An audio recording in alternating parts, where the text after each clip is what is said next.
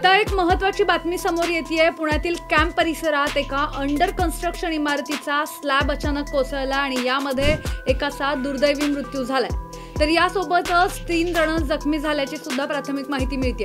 ही घटना आज दुपारी घडली आहे, जेव्हा काम सुरू असताना अचानक स्लॅब कोसळला। यामध्ये मृत झालेला आणि जखमी असलेला सर्व कामगार हे परराज्यातून आले असल्याची माहिती मिळते।